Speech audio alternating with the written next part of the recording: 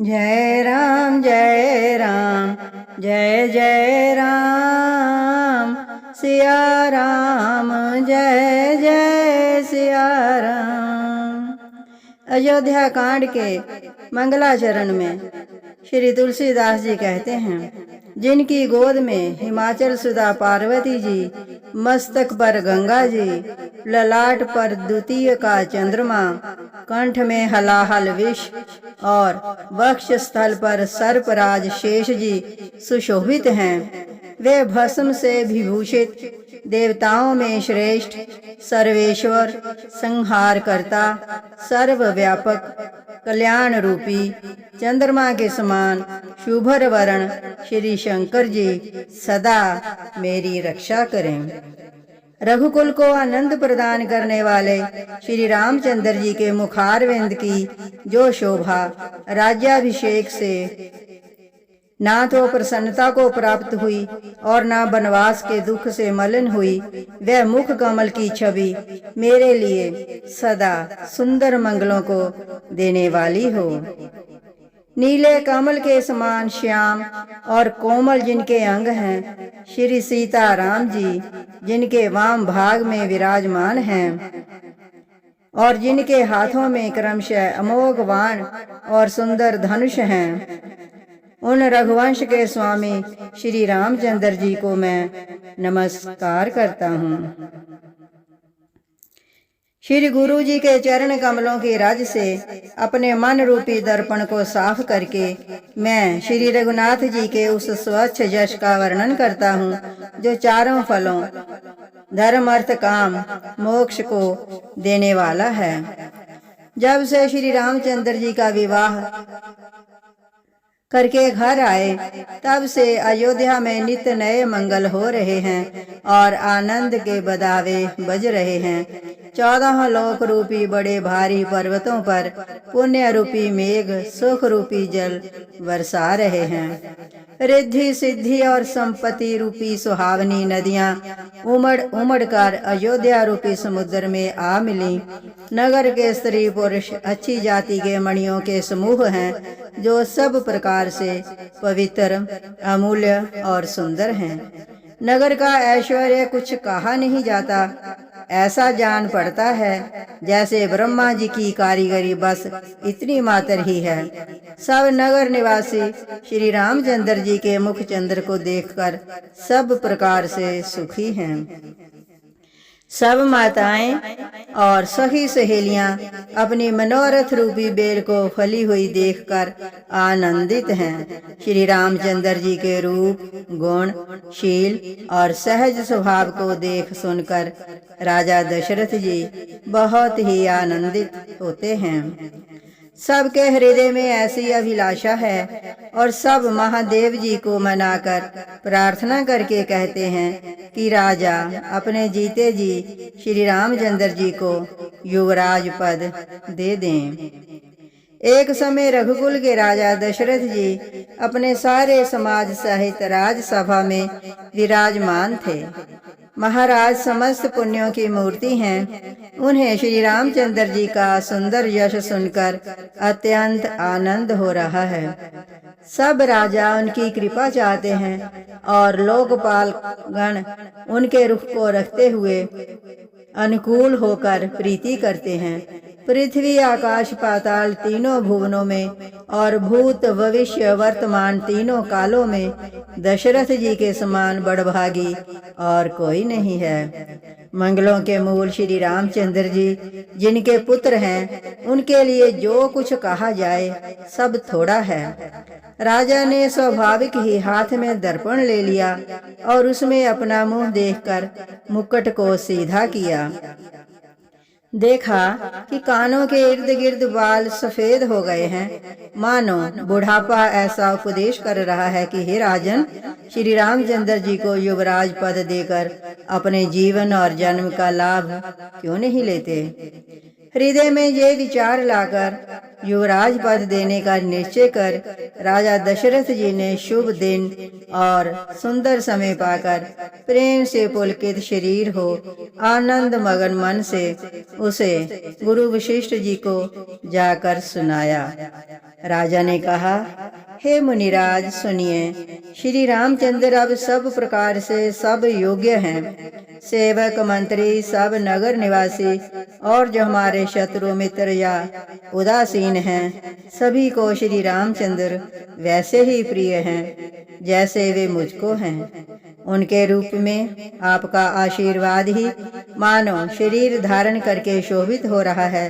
हे स्वामी, सारे ब्राह्मण परिवार सहित आपके ही समान उन पर स्नेह करते हैं। जो लोग गुरु के चरणों की रज को मस्तक पर धारण करते हैं, वे मानो समस्त ऐश्वर्य को अपने वश में कर लेते हैं। इसका अनुभव मेरे समान दूसरे किसी ने नहीं किया। आपकी पवित्र चरण रज की पूजा करके मैंने सब कुछ पा लिया है। अब तो मेरे मन में एक ही अभिलाषा है, हे नाथ, वह भी आप ही के अनुग्रह से पूरी होगी। राजा का सहज प्रेम देखकर मुनि ने प्रसन्न होकर कहा, नरेश, आज्ञा दीजिए, कहिए क्या अभिलाषा है। हे राजन, आपका नाम और यश ही संपूर्ण मनचाही वस्तुओं को देने वाला है। हे राजाओं के मुक्तमणि, आपके मन की अभिलाषा फल का अनुगमन करती है। अपने मन में गुरु जी को सब प्रकार से प्रसन्न समझकर हर्षित होकर राजा कोमल वाणी से बोले, हे नाथ, श्री रामचंद्र को युवराज कीजिए।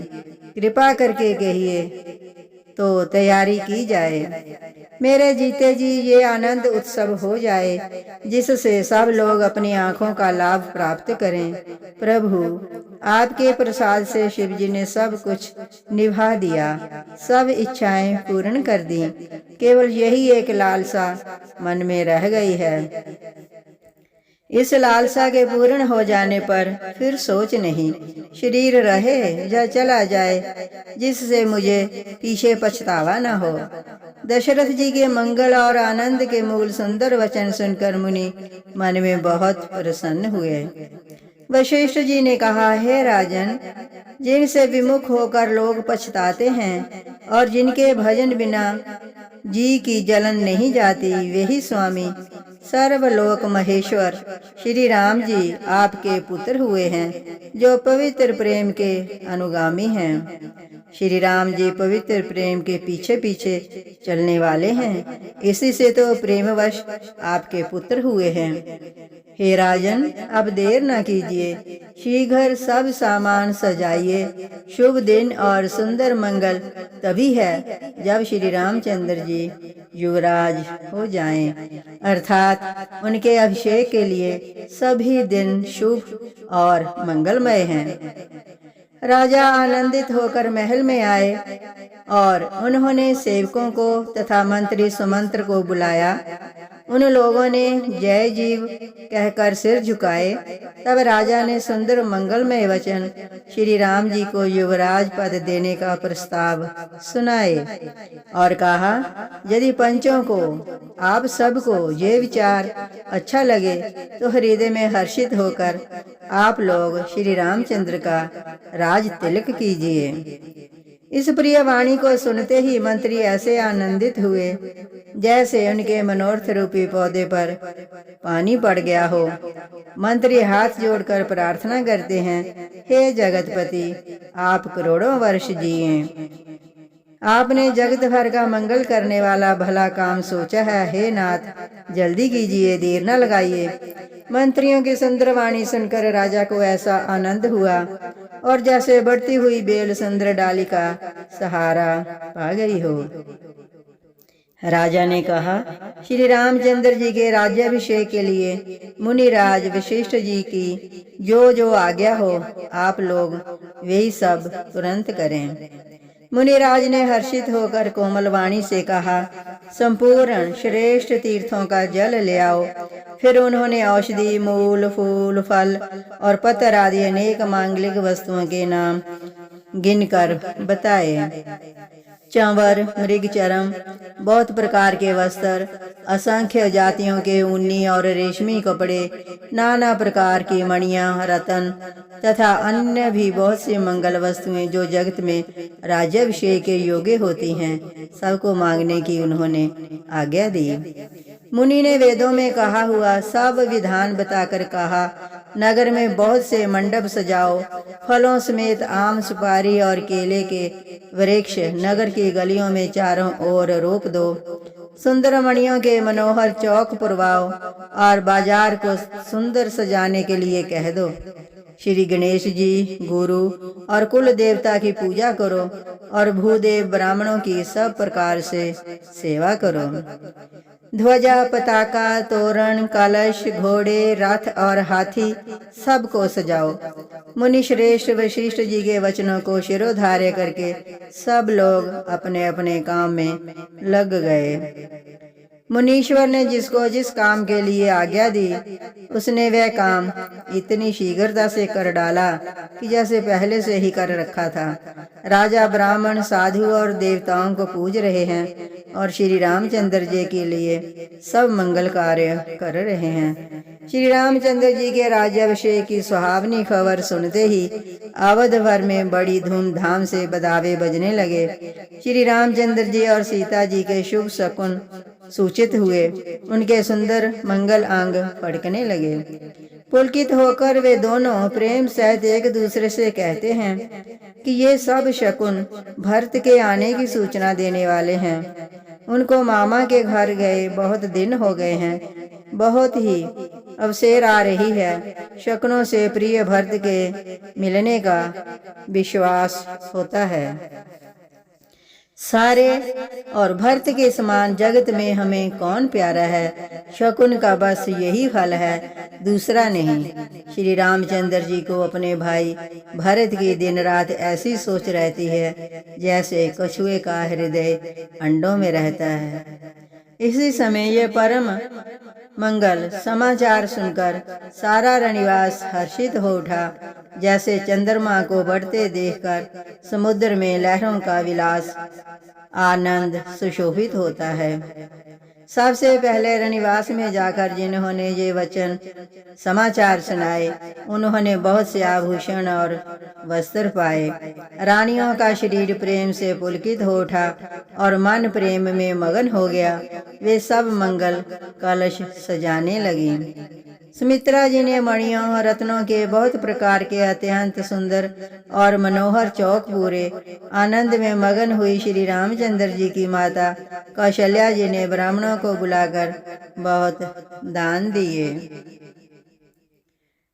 उन्होंने ग्राम देवियों, देवताओं और नागों की पूजा की और फिर बलि भेंट देने को कहा, अर्थात कार्य सिद्ध होने पर फिर पूजा करने की मनौती मानी और विनती की कि जिस प्रकार श्री रामचंद्र जी का कल्याण हो, दया करके वे ही वरदान दीजिए।